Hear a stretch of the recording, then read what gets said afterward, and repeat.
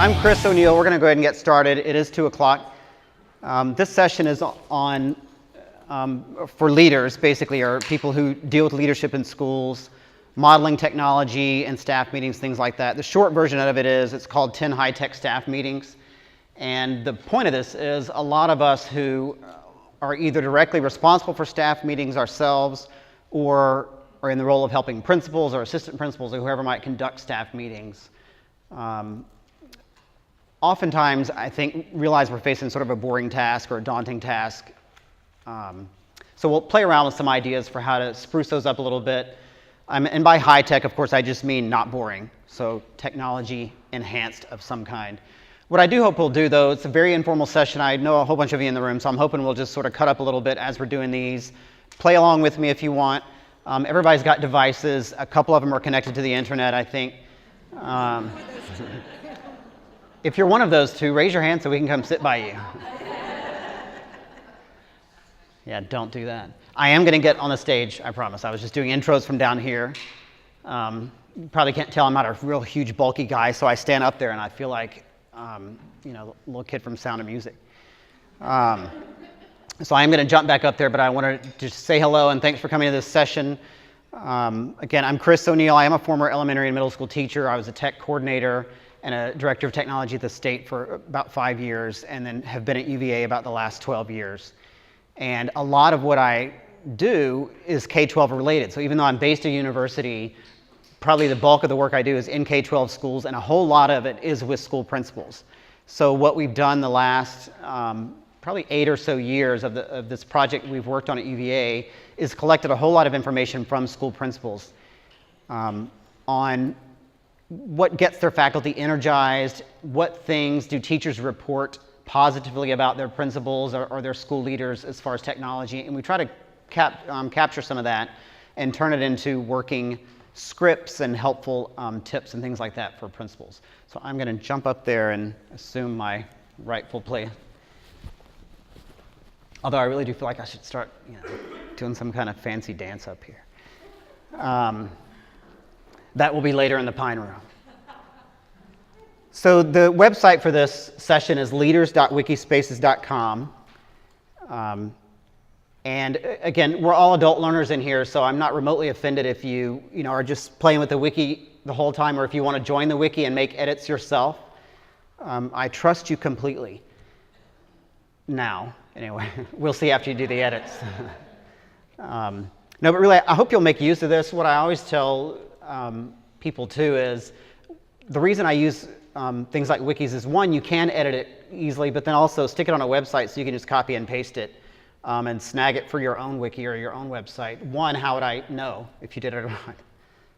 I'm a very generous person, so I don't really care. Plus, I'm old enough now that I would forget. I would see your wiki and go, oh, that looks like cool stuff. I should do that.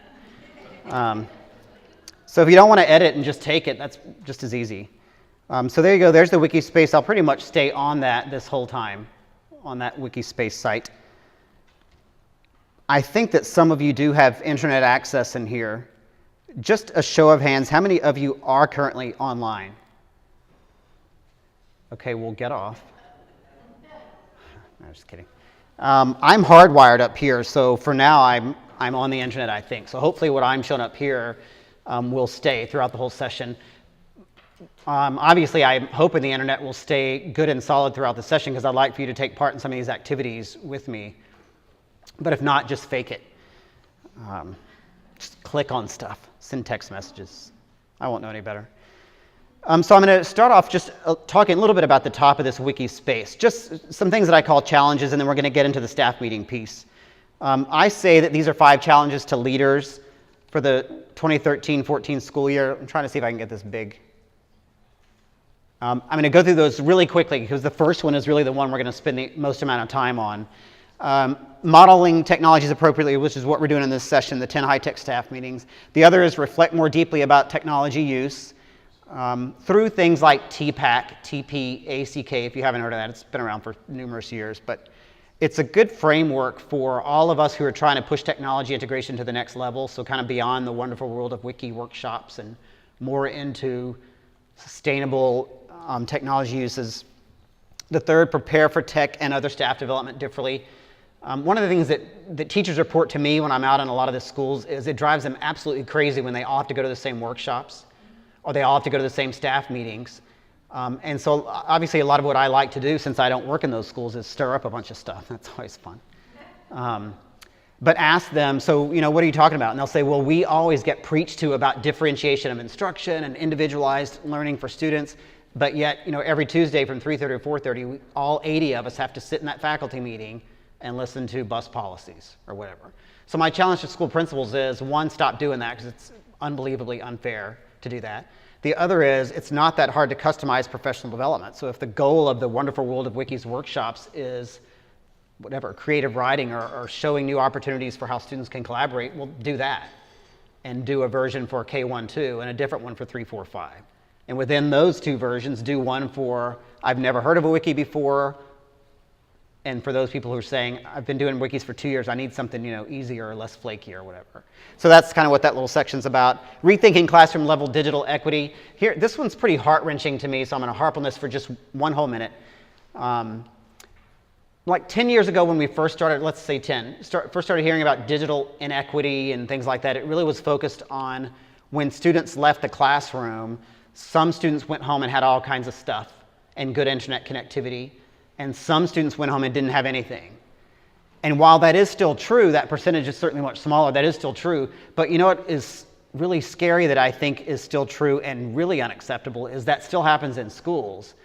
So I can't tell you how many schools I am very lucky to be able to go visit, but I'll go in some of these schools and there are boards all over the place. Everybody's got projectors, laptop carts, whatever, in some schools, but still I'll go in one classroom and there's Miss Smith and these kids are just on, doing all kinds of cool stuff, researching, group work, problem solving, and the classroom right next door in that same building that has all that stuff still is doing not a whole lot.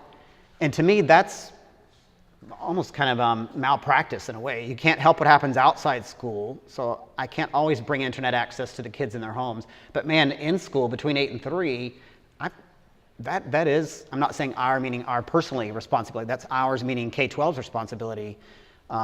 We should be way past that. And so there's some just conversations about that. How do we talk about that in schools? So if you were in that breakfast this morning, we were kind of talking about how do you deal with some teachers who are kind of holdouts, who don't really integrate technology and so on. And I think 10 years ago it was okay to say they were still fearful.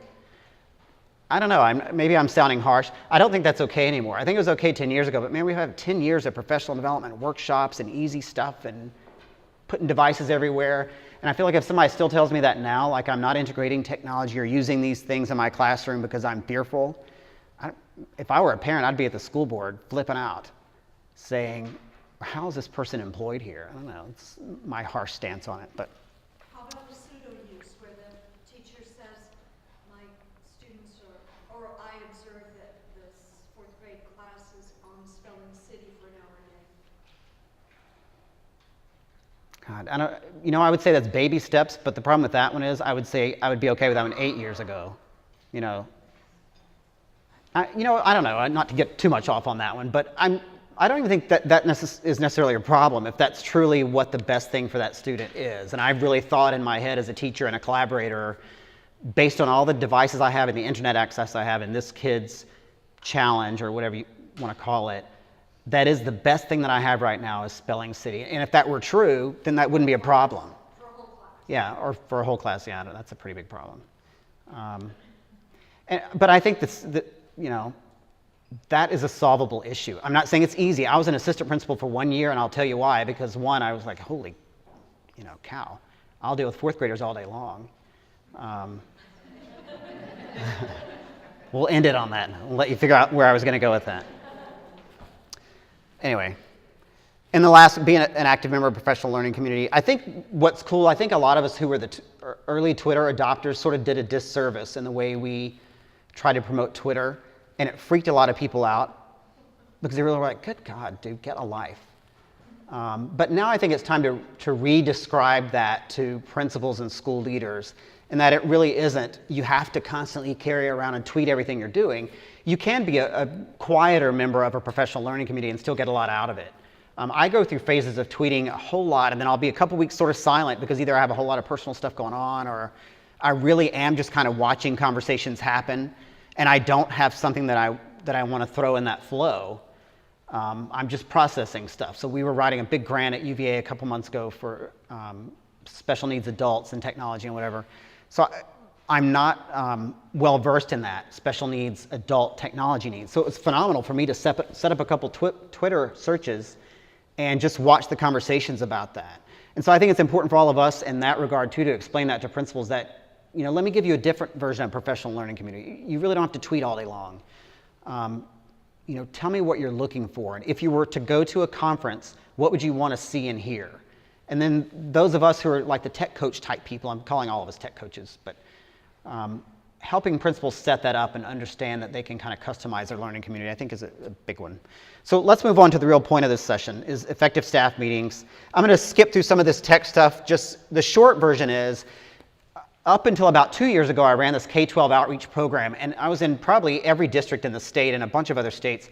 We did a lot of teacher interviews and principal interviews, and we would do mock staff meetings with some of the principals. And then I would stay after and interview some of the teachers to say, what'd you think about this principals meeting or the staff meeting? And we got a lot of good feedback. We got a lot of good constructive feedback also from teachers, but some of the big pieces that came out were teachers were, ticked off that principals and other leaders in the building sort of had the gall to say, now look, I bought all this stuff, I really want to see you guys integrating. We've got workshops set up for you and blah, blah, blah. And the teachers would go, and then they don't come to those workshops. Or they never use technology in a staff meeting. So what that says to me is, it's important for me to do, but not them. And we're all adults, it's not fair to be sort of treated that way. So what we started working with principals on is, so let me tell you what your teachers are saying, they're saying this, and principals would say, but you know what the truth really is, I shouldn't have to go integrate a 4th grade fractions lesson because that isn't what I do. So that's not legit either. That's not genuine. What I really do is manage the building and coordinate instruction and try to make connections for teachers and collect data from teachers and demonstrate, when I see something kind of going awry, demonstrate what I saw other teachers do that got that thing back on track. So then that gave us kind of part 2 of the grant, which was, well then cool, let's find things that principals can do that are genuine, that aren't necessarily integrating a 4th grade lesson, but that are things that would make sense for a principal, but prove that the principal is willing to kind of step outside his or her comfort zone and use technology. So we're going to do some of those things today. My intention for putting this together in this way, again, you're not principals, and you're not teachers, and I'm not your principal. So obviously we're kind of doing this in a mock I'm going to ask you to wear a different hat for this session. What I hope you get out of this session, though, again, is I hope you copy all this text out of here and then go make your own customized version. Or if you want to use this one directly as it is. But either way, I hope you'll go back and get with your principal and talk about, instead of doing this meeting in this way, let's think about it. What are you trying to accomplish at this meeting? You're trying to get a policy across? Okay, well, let's think of a different way to do that. You're trying to collect data? Let's just don't have everybody make copies of this data. Let's use technology to collect this data. So before I get into these, let me ask you real quick, how many of you are in the classroom teachers right now? Only a couple. How many of you are school-based technology coach type people like ITRT? Big chunk. How about district level technology coaches type people? Another big chunk. District level CTO type people, like you're the chief technology officer-ish dudette or dude. Any school principals? Awesome. There are several school principals. Yeah, I'll have to share with you confidentially why I decided to get off the principal track. God bless you, let me say that. How about other central office staff that are not technology coordinators? Okay. Who did I not name? Yell it out if you want. Specialist teachers, library. Specialist teachers, library media specialists. Anybody else? Gifted. Great. So here's what we're going to do. We're going to do a couple things, and I hope you'll be able to get online, and we'll see. I spread a rumor right before this session that the internet was going to be taken off from 2:15 to 3, so to not even try it, to let them reboot the routers and all that. So I was going to tell all the other presenters that it would...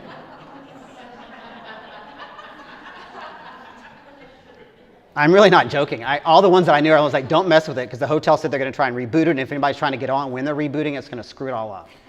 So stay off. So it was awesome because like 4 of them really were, I'm going back to my room then to get a different plan B. So survival of the fittest. So number one is modeling a Google form. That's not anything new, right? So we're going to model a Google form. If I'm a principal, I'm going to say to teachers, I want to collect data from you. So here's an example. When I went out to a lot of schools, we did this school vision interview. We would go interview the principal and say, tell us about your school vision, specifically about technology. And we'd get that information back. And I would go one by one across the building and ask the teachers, tell me about the school's vision for technology. I'm not exaggerating. I'd get 80 different answers in one building. And I'd go back to the principal and say, let me just give you a summary of the different technology visions in the building. And now I'm picking on principals just because it's fun and there's so few of them. The rest of us can overtake them if they get offended. So I'm counting on you. I would go to the principals and say, you told me one thing, but really I collected like 80 different versions of that. And the principals is sort of, I'm saying this in a joking way, they would sort of say, I told them the vision on day one, they just didn't stick with it. I printed it in the binder, so I don't know why they're not giving it back to me. Then we would do activities to say, let's build a vision together then. So it really shouldn't be yours, it shouldn't be a mixed match of visions. It could be sort of one unified vision. So I say we're going to do a couple things at today's staff meeting. We're all over the place. You're the teachers, I'm the principal now, let's role play. We're all over the place with the school vision. We're halfway through the year, or let's say this is the fall of next year. We really have to get aligned because we're buying stuff all in a wacky way.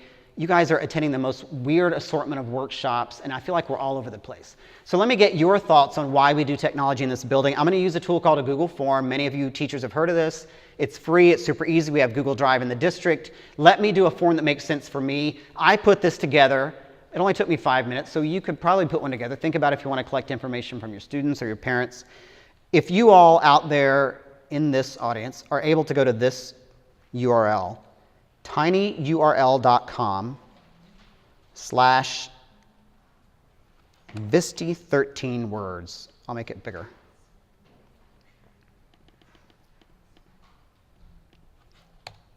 tinyurl.com/VSTE13 Words.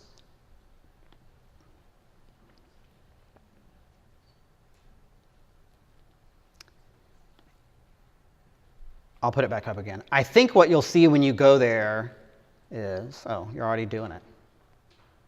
Well, we know 3 people are online, and that's enough.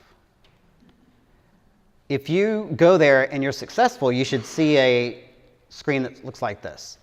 Here's that URL again, tinyurl.com/VSTE13 Words. By the way, it should be VSTE13 Words. Sounds way cooler when you say VSTE13 Words. Sum it up in 13 words. Words that describe our students the way we want to see them. Okay, teachers, we're all over the place with the vision of technology. When I go around to observe you, I don't want to observe what I think is right. You help me collectively think what the best uses of technology are. Is it increases student engagement in what way? So what am I supposed to be looking for? If you tell me the priority of the building is student engagement through technology, well, what does that even look like? Because when I asked you last year, you were all over the place. So let's get a collective response and build a vision based on these words or these descriptions. I'm using a tool called Google Forms. I built this form. You can see it's one real quick question. Again, I'm sort of doing the behind the scenes conversation a little bit. What you see when you submit words here is my little spreadsheet. It's live stamped. Every time one of you presses submit, your words show up again. It dumps into a spreadsheet. We have workshops for you to learn how to do Google Drive. If you want to do a Google form, don't go to a workshop. Let me show you. Let that be one of our staff meetings. Don't come to the next one. You get to opt out if you come to the Google Forms Drive one. It'll be 7 minutes. You'll be out of the staff meeting. But I want you to come watch this and let me show you how I did it. So you're all telling me words that describe an engaged student in this building. So what I want to do then, as a school, again, we're all over the place. What I want to try and do then is take those words and let's all together build a vision statement. If you're telling me those things are important, then that's what I need to be observing you on, and that's what our funds need to go to. If I'm buying technology, it probably needs to be aligned to this stuff and other data that we collect. It shouldn't just be me making up some frothy little statement and you kind of going off on your own. Who has not submitted yet and still wants to? I'm going to take that as everyone has submitted. Some are still coming in. So here's staff meeting 1. I mean, really, I'm demonstrating Google Forms for you really quick. I just want to collect information from you. I don't want you to think I'm making up a vision statement. I can email you the summary of this. This could be published automatically if I wanted. I use Google Forms, just so you know, from the school board office. We're going to use it at the PTA to ask for our parental expertise in our parent speaker project. You could use it to collect data in your classroom, to even do quizzes if that was something you thought you needed to do. Staff meeting 1, we did Google Forms. Part B of the staff meeting, voluntarily, if you want to learn more about Google Drive, period. There's tons of other cool stuff. The ITRT can show you, I can show you. So let's stop for now. Staff meeting 2 is, you've all heard of word walls and Wordles and cutesy little flower bubbles or whatever they're called. I want to do a demo now as the principal of a Wordle. You've seen it on some people's classroom doors, and it is a cool tool. It makes cool little word walls, and in case you don't know this about Wordle, the more often a word is repeated, the larger it becomes, and then all the words that are thrown in there kind of form a little shape around it. So teachers, just so you know, if you've seen those things, I want to show you how it works, but I don't want to just show you how it works because it's cool. I think that's something that you all should invest time in, because I learned how to do it and I read some stuff about visual word walls. We have some serious issues here with predictive text, or with students who get really flustered with large chunks of text. And what we talked about last year in our data meetings is some of those kids that we're finding having problems really don't just have low vocabularies, and it isn't that they can't read, they're just intimidated and they're not sure about what they're reading. And I shared this article with you at one of our staff meetings from ASCD. By the way, all this stuff's true even though I'm rambling quickly. I shared this article with you last year from ASCD that talks about using visual cues as a precursor to reading and how important that is. And there's a lot of data behind that. And the short version of what that means is, instead of me giving you a big, giant, long chunk of text to read without any visuals, I can make like a little word wall of that and project that on the screen and say, students, before I even give you this handout, look at what's up on the screen. That's a visual summary of 14 pages all in one little word wall. Before you start reading it, don't get intimidated by the tons of text. What do you think it's going to be about? So I can put that on there and show the students and so on. Or the opposite. I could say, you just wrote something. You wrote a whole one-pager. Before I even read your paper, would you make a visual of it for me so I'll know what I'm going to be reading? And that's a neat strategy for kids K through 12 and adults even, who might be intimidated by attacking a big chunk of text. So let's take that text you gave me at the last staff meeting, which was this stuff. I'm going to copy all that text from my Google form. I can go to Edit, Copy, or Control-C or whatever device I'm on. I'm going to go to Wordle. And if you just remember, I'm just going to open this little gallery. Wordles look like this. They're just little visuals of a whole bunch of words, and I can change the shape and whatever. You've seen them all over the place. So let's make one. Before I paste this in, though, I want you to predict as a staff, before I paste in what you said is kind of our vision words, what describes an engaged student, what do you think the visual is going to look like? Do you think a certain word is going to be way bigger than the other? Yell out if you think of one. Engaged. Anybody else?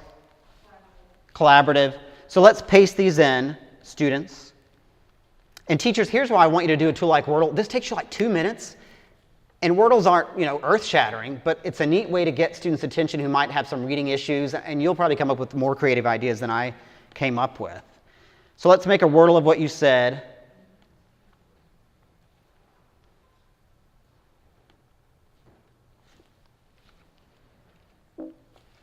Make that a little bit bigger.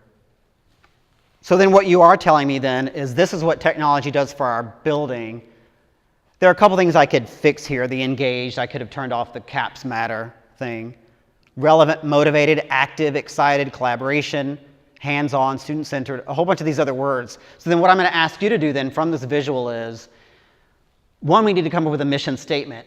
And I'm going to use a Google form for observation this year. So I'm going to revisit Google Forms in staff meeting 3 and say, I need to come observe your technology use. Of course, we have the formal big old evaluation thing, but I just want to do walkthroughs. And I want to use Google Forms because I would prefer to carry my Droid around or my iPad or whatever. Does this look like what we should see in this building? Engage students through technology. If that's true, then what I am going to do too now to really put the pressure on us, I'm going to neaten this up a little bit because really engage should be just one. I'm going to neaten this up then, and I'm going to print this out, and this is going to be in the front of our, plan binders. I'm also going to get our partner in ed to print it on a big, gigantic vinyl sign, and I'm going to hang it in front of the school. So every single time we walk in, we're visually reminded, this is what we said. I didn't make it up, and the school board didn't tell us. You all said this is what we want to see in the building. So then we can make this promise to the parents too, and say to the parents, visually when you walk in, you should also see this. So what I need to ask you for staff development purposes is, if you're not comfortable with what you said, then we need to rethink staff development this year. How do I get you to feel more comfortable with technology collaboration, since that one's so big? Do wikis do it? I don't know. They probably do. But if you don't know how to do that, you need to tell me that now. So we can either collect that in a Google form. You can come talk to me afterward and say, I did submit words, but my word didn't get big enough. That's probably a conversation we should have then. Why isn't your word big enough and everybody else's is? It doesn't mean it's right. It just means more people thought that. Let me show you another example, teachers, that I think is an important one. You can use Wordles in your classroom. I'm going to show you another example. I talked about how visuals are so important for students. Here's a Jefferson Davis, I wasn't supposed to tell you, a famous political figure from the past. Darn it. It's the coffee talking. I never drink coffee, and I've had like 6 cups. It's really scary. I usually drink clear liquids. Don't take that the wrong way. I meant water. What you can do too, if you have students who you want to say, this text is really, really important, and I know I have some students who, if I give them out either a printed text or I put it on the Blackboard server or whatever my way is, and they scroll through a 14-pager, the super good readers aren't intimidated. The other 22 kids in my classroom are going to look at a 14-pager and go, you've got to be kidding me. And it doesn't mean they can't read. Some of them can't. But it really does mean like, oh, this seems really hard. Like, I don't even know what this is about. I see the title's Jefferson Davis, but I could say, you know what, students, before I even give you this, here's a visual of what it is. Again, I'm telling you teachers, this takes 1 minute. You've already got the handout. Just copy the text, dump it in Wordle, put it up here. Let me just change the colors a little bit just for, is viewability a word? It is now. Grilled cheese is the best font on Wordle, I think. So now, students, before I hand you this, what do you think this paper is going to be about? What do you think Jefferson Davis is known for? I yell out something that you think. Something about Confederacy, Mississippi, there's a war involved in there, Virginia's in there. So I took a 14-pager. I didn't tell you every single thing what it was about, but you know a little bit about what it's about. And visually, if you read that and you don't get some of those main points, that's sort of a visual indicator that you're going to be off a little bit. So now let's flip that same thing too then. Now I asked you, students, to write a report. And I said, I want you to really focus on the Confederacy or Jefferson Davis or whatever. Before you turn that into me, I want you to make a Wordle of that, swap it with a partner in class, and ask them, I'm not going to tell you what I wrote about, but what do you think I wrote about? And if they can't guess, then I wonder what happened in that writing. If that's an indication as to either something went wrong, or maybe you wrote about something differently, or maybe you just intentionally didn't use that word repeatedly. The reason I'm kind of harping on this is Wordle is so simple and easy, and teachers know how to do it, but I don't know that a whole lot of conversations happen about why do you care about Wordle. So it's easy for me to just make a printout on my classroom door that says, Mr. ONeal, and write a bunch of stuff about me, or put the kids' names. Like, that's step one, to figure out how to actually do Wordle. But step two really is, why do I care about this stuff?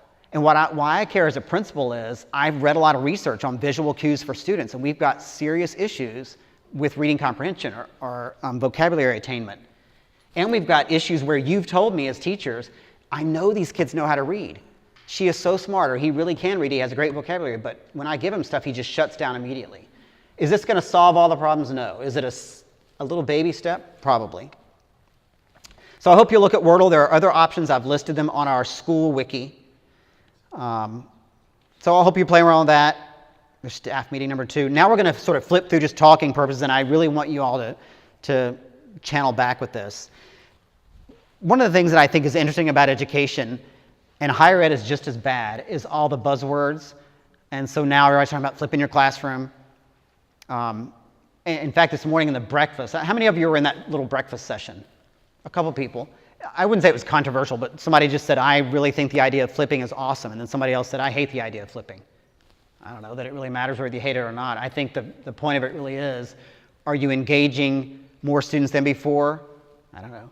Or were you already engaging everybody and now you engaged them this much? If so, it probably is worth it. Or I lassoed 10 of you with my traditional lesson, now I lassoed 15 of you by doing that, then it probably is worth it. I got more of you this time than before. One of the things that kind of fun about, I think, the concept of flipping a staff meeting really is, a lot of times we get called into staff meetings. By the way, is anybody here from higher ed, university? One. Man, you think K-12 staff meetings are bad? Higher ed ones are way worse because we don't have recess duty that pulls us away. So those suckers think, you don't have buses out there waiting, so we can just stay in here all morning. And you know, some higher ed people allegedly like to lecture. So there's not interactivity, there's not high-tech staff meetings. It's like 3 hours of yakking on, verbal vomit.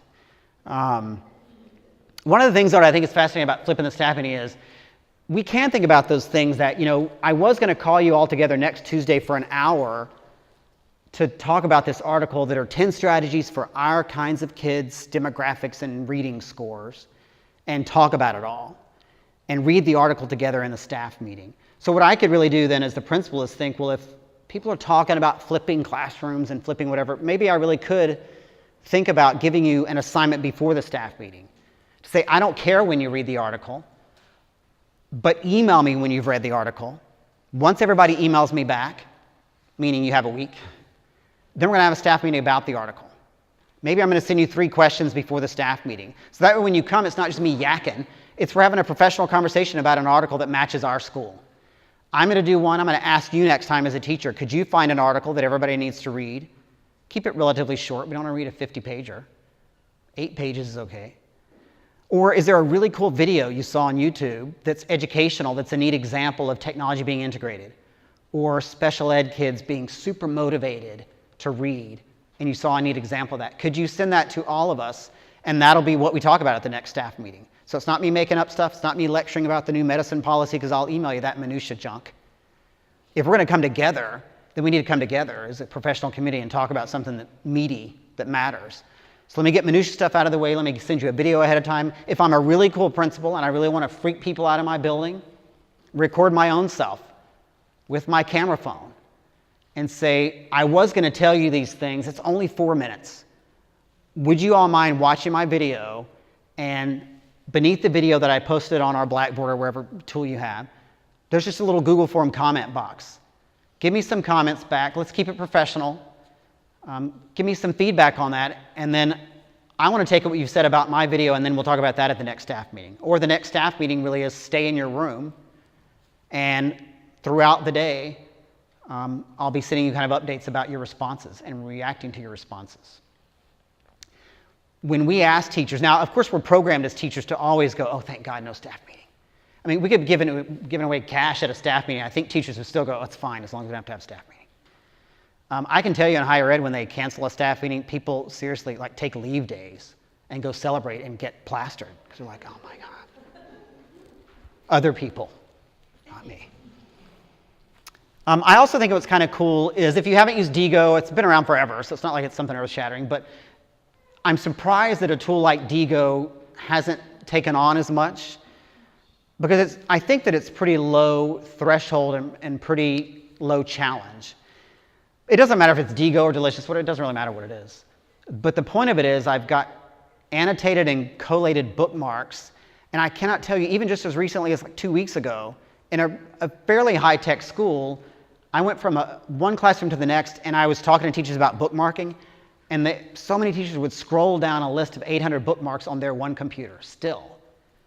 And I would say, can you tell me like what your top bookmarks are in your 4th grade classroom? And they would name some, and I'd go to the next 4th grade classroom, and I'd go, you know, tell me what some of your bookmarks are, and they'd name something, and they'd be the same ones. And I go, wouldn't it be cool if there was just some easy way that we could all save our bookmarks in the same common place when we had common bookmarks? So for me, even as a principal, if I sort of want to flip the staffing, I might say, you know what, we're going to start a Diigo account for the whole school, a professional tag for our school, or label, whatever you want to call it in your bookmarking. And when you bookmark stuff, tag it with that. When I bookmark stuff, I'm going to tag it with that. And as the year progresses, I'm not going to call you together unless it's absolutely necessary. What I am going to ask you to do, though, is look at this one bookmark. I annotated it even in Diigo. I highlighted and made notes for the section I want you to focus on. If you want to know why I'm using this tool, come talk to me after school. We're just going to meet in the library. You don't have to come, but if you want to come for that. And we'll talk about why a tool like Diigo matters or delicious. Anybody think that tools like that are not worth it? And now's the time to do it. I'm being totally honest. If somebody does think, I don't know, Diigo's cool in concept, but I don't really do it, or delicious or any of those things, I'm not saying I have the right answer. So I really am saying I'm more curious. For me as a big nerd, those things make super good sense, but I'm not in a classroom anymore, so I don't really know if the threshold is just too much work. I think sometimes you can get overwhelmed and it all becomes noise as well. So it's hard to collate and keep things focused so that it doesn't become a time suck. You mean with that tool specifically, or just all these things? Well, I mean, with Diigo, I try to sometimes go in and sort around things when I'm exploring it. You get lost going down that rabbit hole for hours. Yeah. Not careful, and sometimes that can be difficult. Yeah. And I was asking a teacher who did use it, who said, I used it like 3 years ago and then I quit for like a year and now I'm totally into it. And part of it was, a habit kind of thing, meaning I tried to figure out which was less frustrating. And so I think that's a big piece of it too. Maybe a tool like this isn't personally meaningful to a teacher. So it really might be on a school level, it might be. I don't know, again, I'm just throwing that out there as an example. The other that's sort of related to that is I think using social media as a way to extend conversations throughout the week. I don't think there's anything wrong with saying we're not doing a traditional staff meeting this week, period. I want to talk to you about social media in the school, though, for all of us as teachers. You don't have to create your own Twitter account if you're not ready for that. But I am going to show you, and I'm going to ask the ITRT to help me maybe, how you could take part in Twitter just through the use of hashtags or good searches.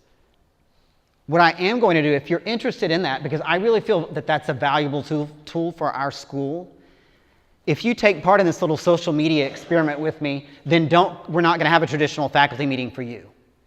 If you don't want to take part, then do come to the traditional faculty meeting, and I will stay after school with you from 3:30 to 4:30. And I'll tell you all the stuff, and that's fine. I'm not saying that in a snarky way. I'm saying I'm going to give you that option as an adult learner. Come Thursday, 3:30 to 4:30, and I'll just tell you everything if you want. Or do this little social media experiment with me, and throughout the week, instead of staff meetings, I'm going to kind of tweet out a couple of things that I might have covered. And I want you to be prepared to react to that in some way. Maybe it's a tweet back if you're a Twitter person. Maybe you want to email back. Or maybe you just want to say, sometime during the week, I want to come react to that tweet that you put out there. So find a little 5-minute time with me. And that's your whole staff meeting. The point of my staff meetings in my building is I want to engage all of us as adult learners in a community. It really isn't because I want to just yak to you about stuff. You're a trusted colleague. You're teaching in the same building where I'm the principal. So throughout the week, I want us to engage. So we can do it in 2 ways. Engage with me throughout the week. I'm going to model social media for you as a principal. I'm not blasting out there that I'm drinking coffee and doing whatever. I really am putting things on that are relevant to you as a colleague of mine in this building. So if you'll engage with me throughout the week, that'd be kind of a cool alternative for our faculty meetings. If you're not ready for that, then I'll see you Thursday at 3:30, and I promise I'll tell you everything. I won't leave anything out. And I bet the percentage that come Thursday at 3:30 is not that great. I don't know. Moving ahead, and then again, I want to get some feedback from you all. I think using Google Hangout is a cool way to have a faculty meeting. You can do 10 people on a Google Hangout, as you probably already know. How many of you have really actually done Google Hangouts before? Do a show of hands. Maybe a third-ish of the room. They're a really cool tool.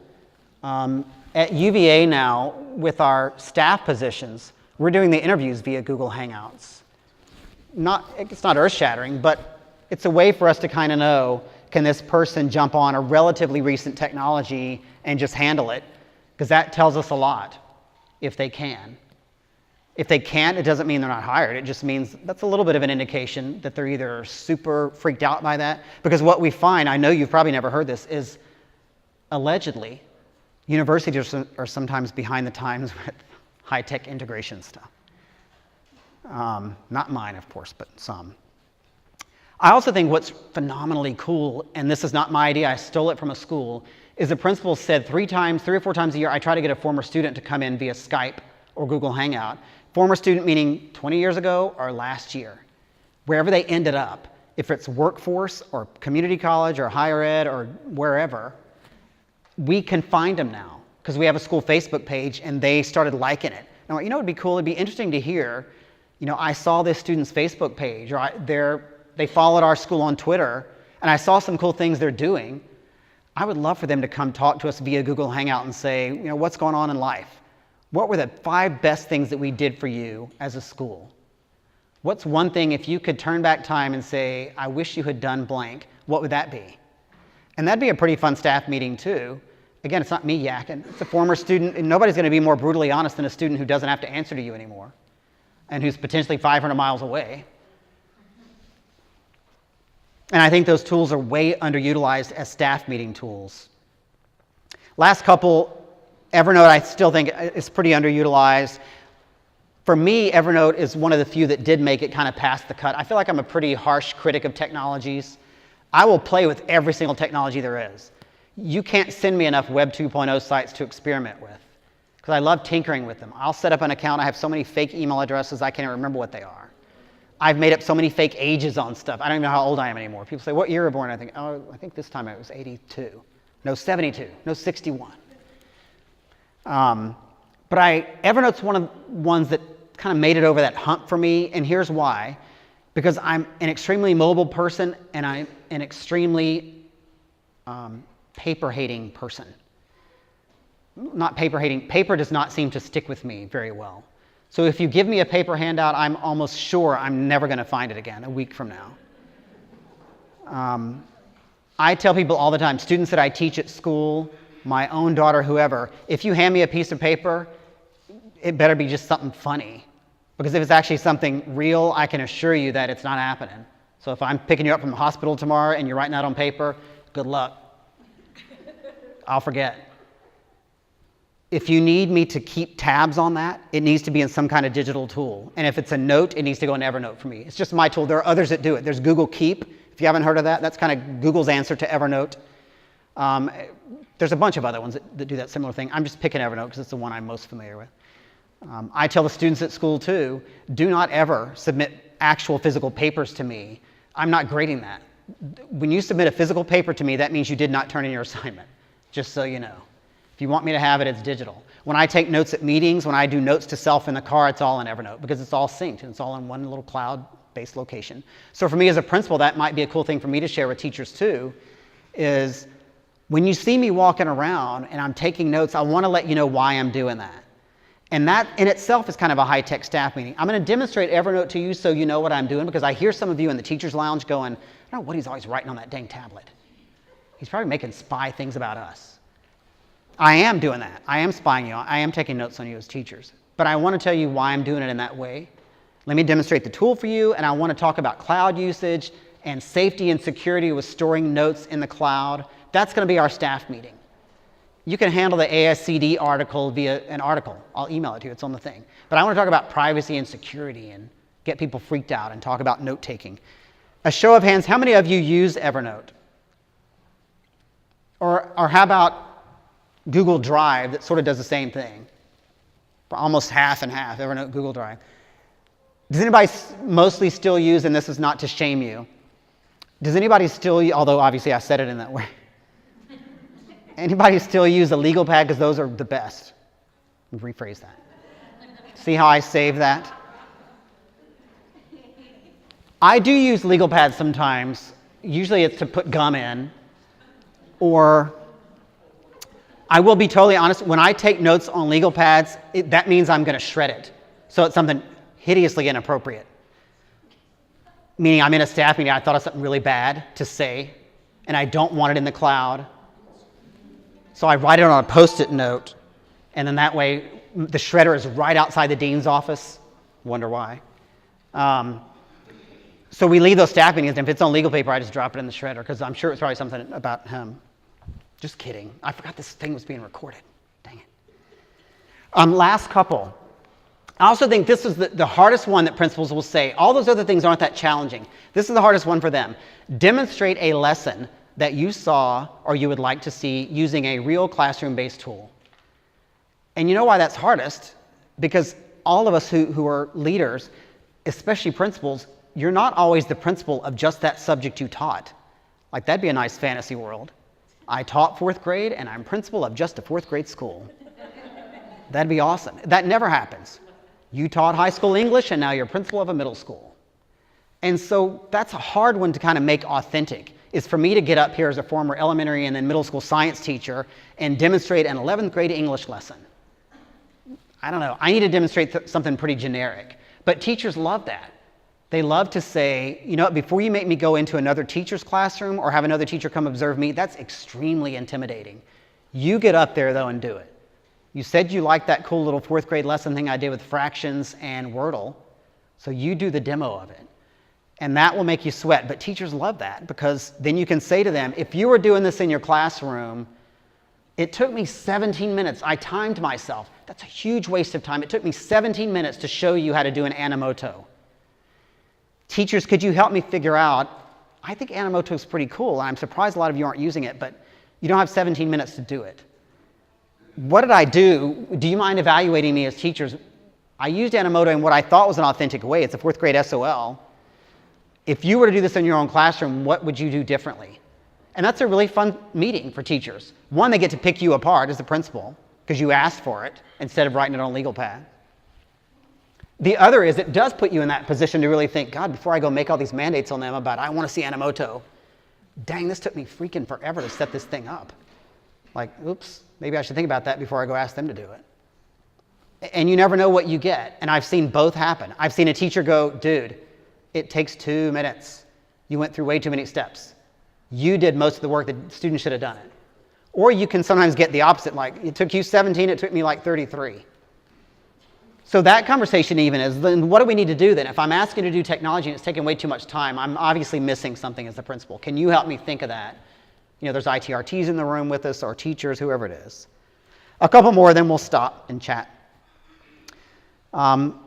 This one, engaging staff on a hot topic, maybe safety or copyright, digital equity. Remember I mentioned that one earlier about, there was the digital equity outside school. We still have the one between 8 and 3. And, Chris ONeal's definition of that is malpractice, just to make it sound real fun and dramatic.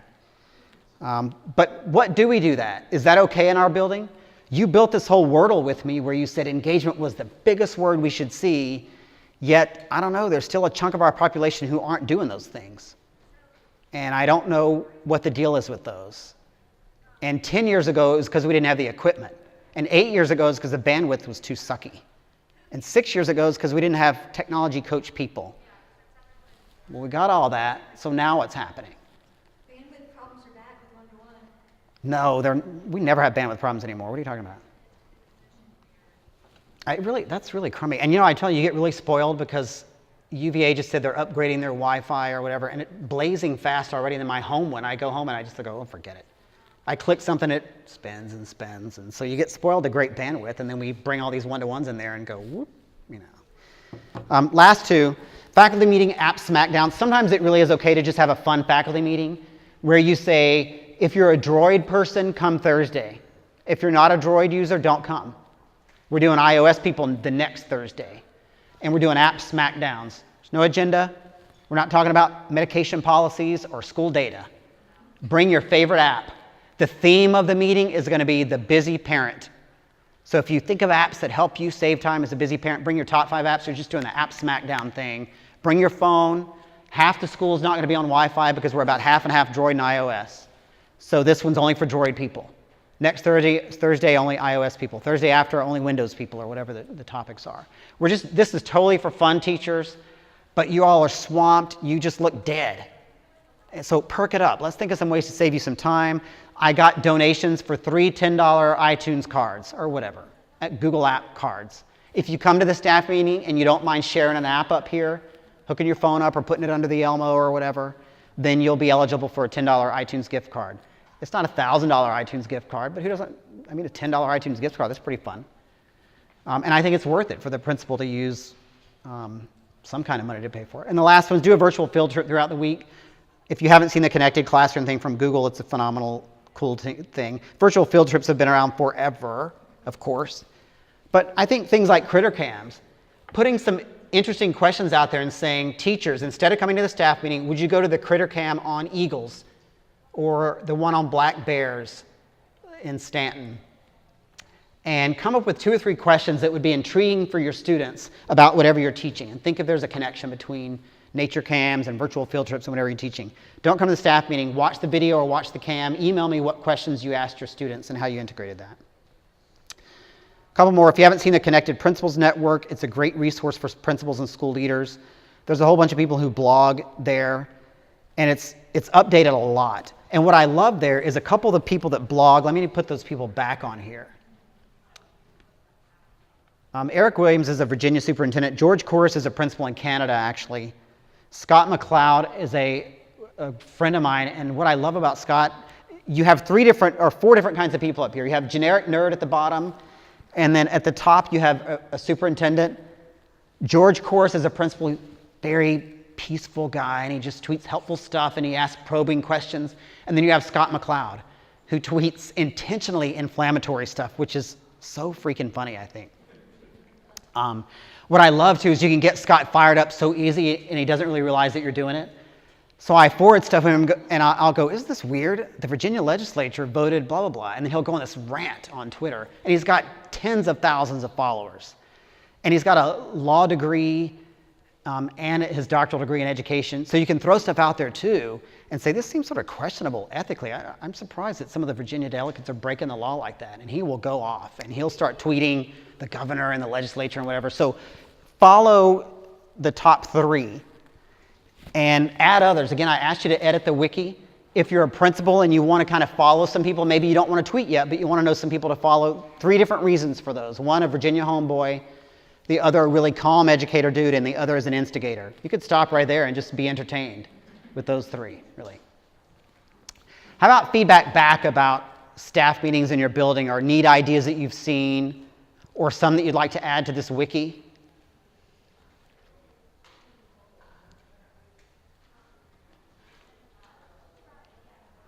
Go ahead in the back. I think it sounds great, but I think you're going to get a lot of negative feedback from the staff. I think the positive of not having to go to the meeting, but you're basically giving them homework to do while they're not having to go to the meeting. You have a lot of that feedback. You know, we had very little negative feedback. I'll tell you, the people that we had negative feedback, sorry about that, I'm like super dried out up here, were the people who were negative before we did it. You know what I mean? I'm not knocking those people, but so we intentionally, because we're a university, we have to do all this stuff in a huge pain in the neck way, but we intentionally did a lot of pre-information, pre-data gathering. The people that were super negative about staff meetings, typically it was because they didn't get the value of what those were, or they literally, and I'm not knocking them, it's just unfortunately where they were really just negative about that building, period. And so they didn't value what the principal said in the staff meetings, and then when we dug down, it was they didn't value the principal. And so that was a much harder one for us to change. That was more of a relationship issue that you're right, didn't change just because you changed the format. But what we found is a lot of the people that were in the middle ground shifted over to a much more positive role, meaning the staff meeting was going to be an hour, you know, on a Thursday afternoon of some kind of drudge work. But instead, it ended up being about 28 minutes, 3 little baby chunks throughout the week. And so when we asked them to kind of rank the meaning of those, they were much more positive about that. And rank the experience, they were much more positive about it.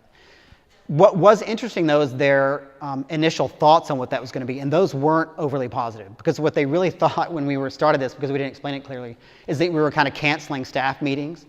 So they were all super positive. So if I had our graphs, the graphs were like super up here when we brought the idea, and then we went to say, here's what we're going to do instead. They kind of went here. But then when we did those instead of traditional staff meetings, what we even found actually is when we gave those options for the first semester of the school year, or in some cases just the first 6 or 9 weeks, we're going to offer both staff meetings. We're still going to do every Tuesday from 3:30 to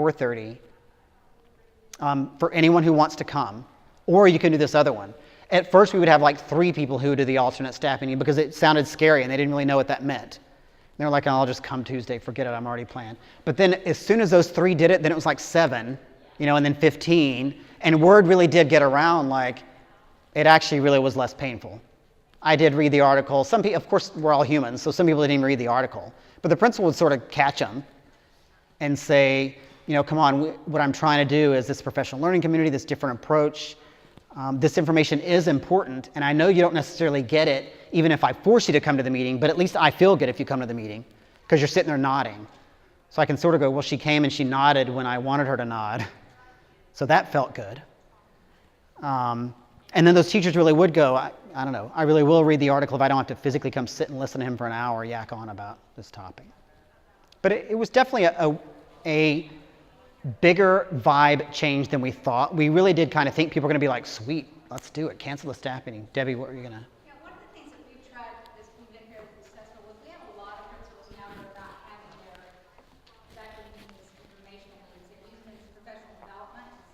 And what they're doing is they're trading off with it. So when this professional development day, they email, they do all those things that you're talking about, they email things out, put it on the blog, whatever else, all the announcements. And they really are spending all of their faculty meetings as PD. And when a PD day comes, they give those teachers some of that time back to work in their classrooms, to do what they want to do. And that's been a really successful way to kind of make that transition. That's cool, yeah. In fact, it may have been Henrico, I think, who used sort of the Google Form approach to allow teachers to choose the kinds of things they did want to do, so that principals could sort of keep tabs on who was going to physically show up and who was going to just read the article or tweet or whatever. I know there were a couple of other hands. We've got about a minute or so left. Go ahead. We've successfully used like Socrative and Yeah. Today's Meet and things like that in staff meetings. And we do a lot of professional development, but for feedback, but also because the teachers feel like it's something that they can take back to their classrooms and then use in their classrooms. So they like when there's something quick technology-wise that we'll do in a faculty meeting. So I think maybe some of these things would be interesting if they can then take these things to back and use them in their classroom. That's a great idea. I even think about today's meet as a really good example of that. Any other comments or additions to this list? Thank you all very much for taking part. Have a great afternoon.